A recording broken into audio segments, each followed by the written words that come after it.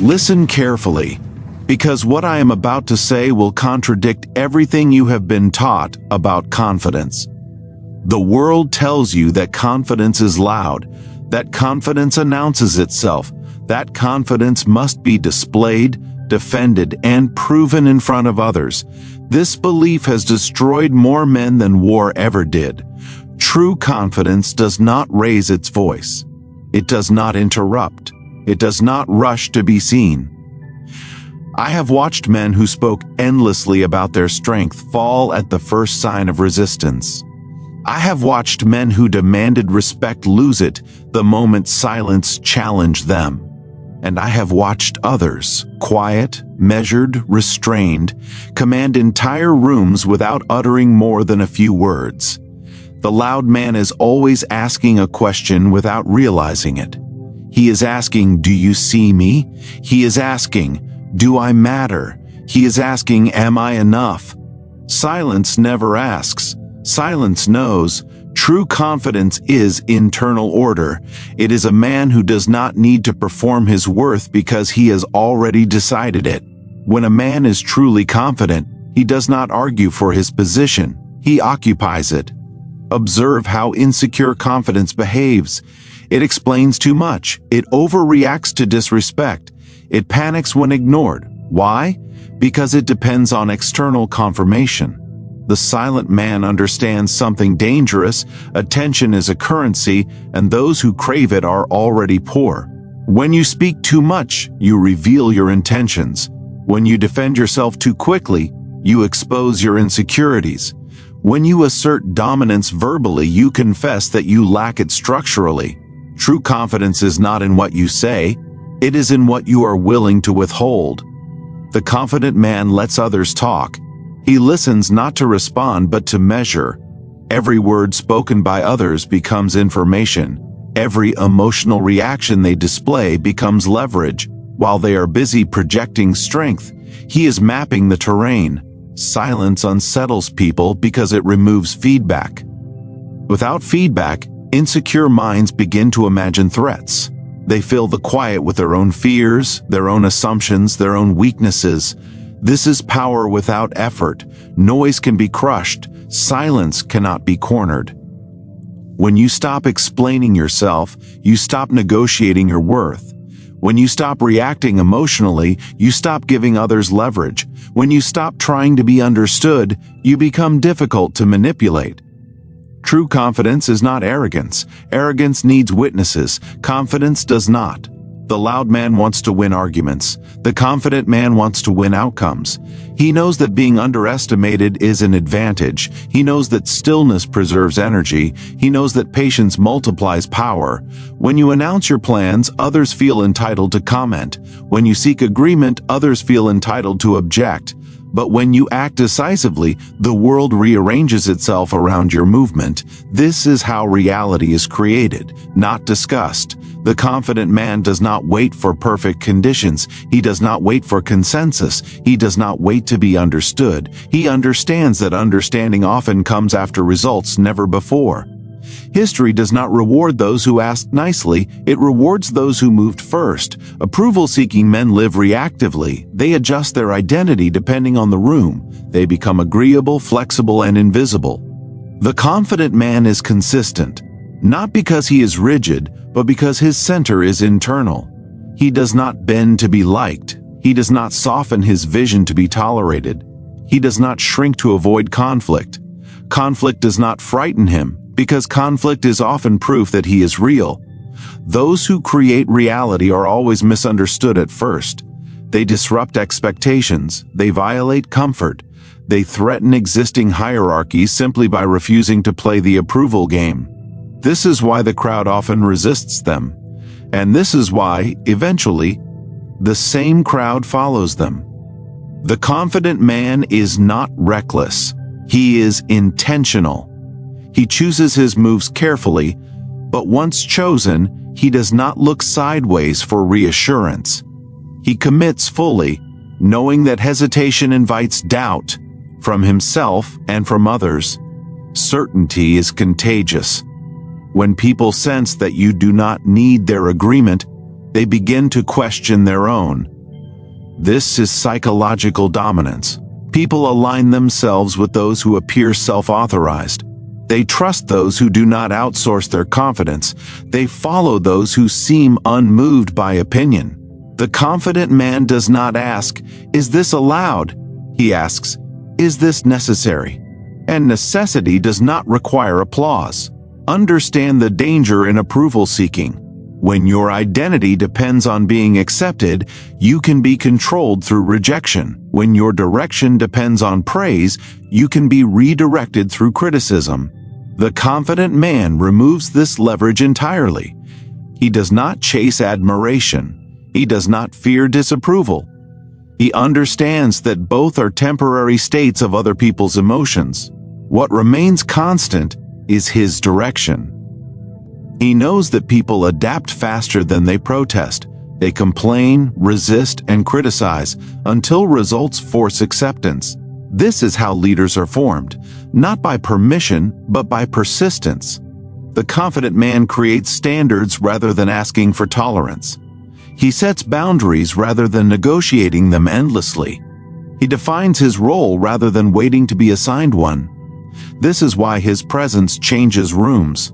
Not because he demands attention, but because his certainty removes ambiguity. Ambiguity creates anxiety. Certainty creates gravity. People orbit those who seem anchored. The confident man is not arrogant enough to believe everyone will like him. He is wise enough to know it does not matter. Approval is a currency with diminishing value. Reality, once shaped, does not ask for consent. When you stop asking others who you are allowed to be, when you stop waiting for validation to act, when you stop explaining yourself to those who have no authority over your path, you begin to experience a strange shift. The world stops questioning you and starts adjusting itself around. Most men believe emotion makes them human, and control over emotion makes them cold. They are wrong. Emotion does not weaken you because it exists. It weakens you because it governs you. I have seen rulers lose kingdoms not because they lacked intelligence, but because they lacked emotional discipline. They mistook rage for strength. They mistook compassion for wisdom. They mistook pride for authority. The truly confident man feels everything, yet obeys nothing. This is the hidden weapon.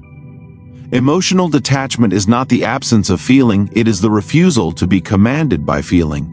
It is the ability to experience fear without retreating, anger without exploding, desire without surrendering direction.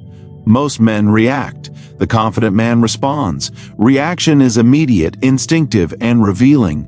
Response is delayed, calculated, and controlled. When you react emotionally, you expose your triggers. You tell the world where to strike you. You give others a map of your weaknesses. The detached man gives nothing away. Insults do not move him. Provocation does not accelerate him. Praise does not intoxicate him. This unnerves people.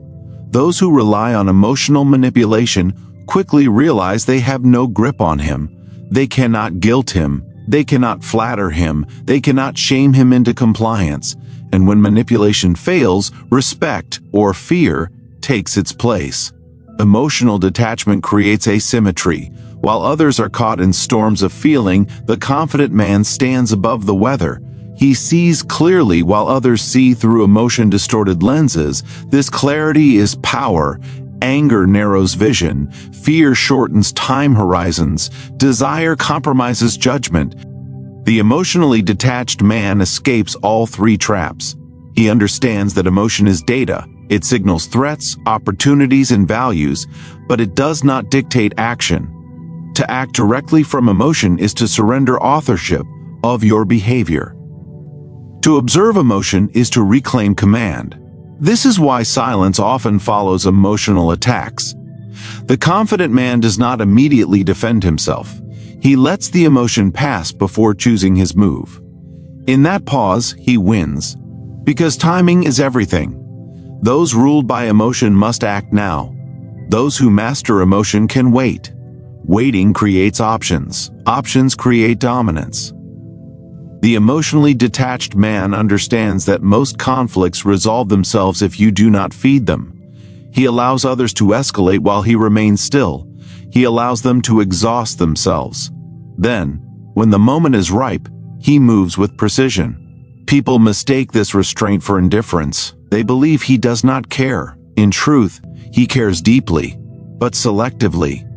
He does not spend emotional energy where it produces no return. He does not argue with those who seek reaction rather than resolution. He does not defend himself against those who lack the power to harm him. This selectivity sharpens his influence. When he finally speaks, people listen. When he finally acts, it carries weight. Because scarcity amplifies value. Emotionally reactive men speak constantly. Detached men choose their moments. This is why leaders who remain calm in chaos are trusted instinctively. Their composure signals control. Their stillness suggests foresight. People follow those who appear unshaken by pressure. The emotionally detached man also understands something uncomfortable. Empathy without control becomes vulnerability. He is not cruel, but he is not easily swayed by emotional appeals. He listens, but he decides independently. This protects him from manipulation disguised as morality. Many have fallen not to enemies, but to their own uncontrolled compassion. They felt obligated when they should have been strategic. They spared when they should have set boundaries. The confident man balances empathy with distance.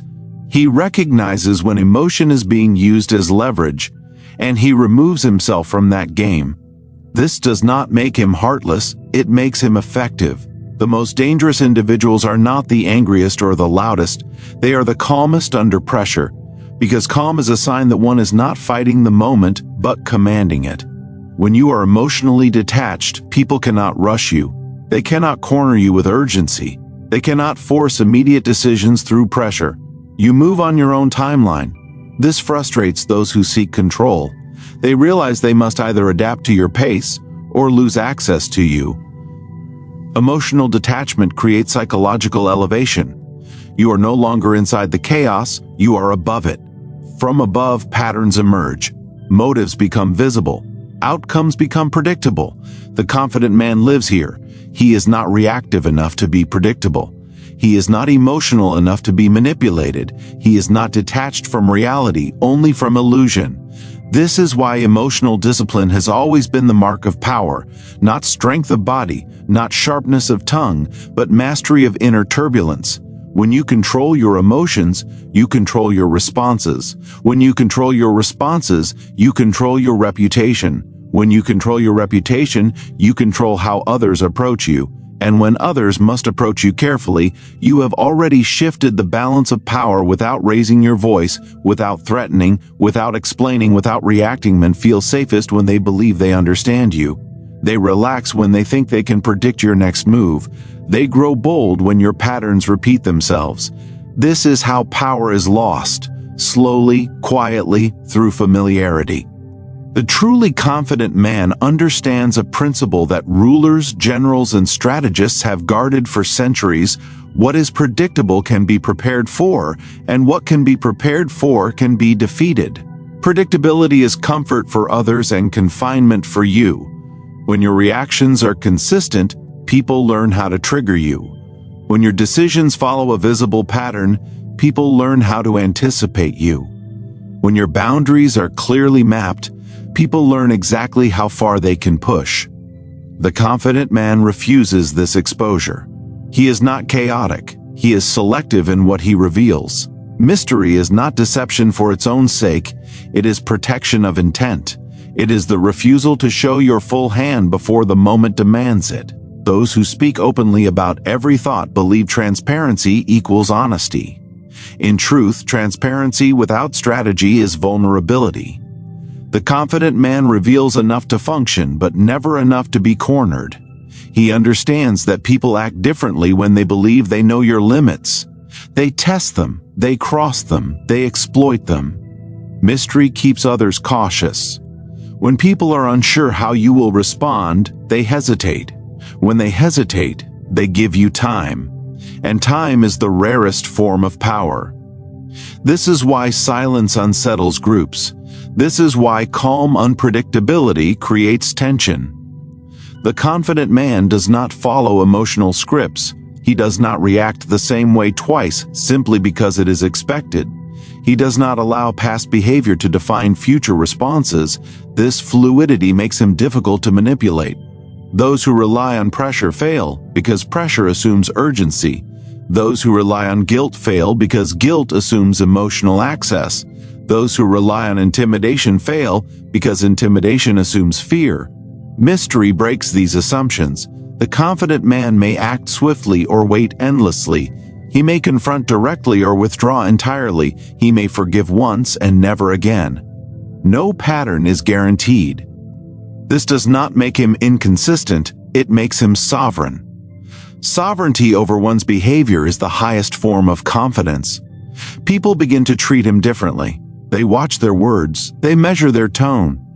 They approach with caution rather than entitlement, not because he threatened them, but because uncertainty has replaced familiarity. Familiarity breeds entitlement. Mystery restores respect. The confident man also understands that revealing intentions too early invites sabotage. Those who know your goal can interfere with your path. Those who know your timeline can disrupt your momentum. So he moves quietly. He allows results to appear before explanations.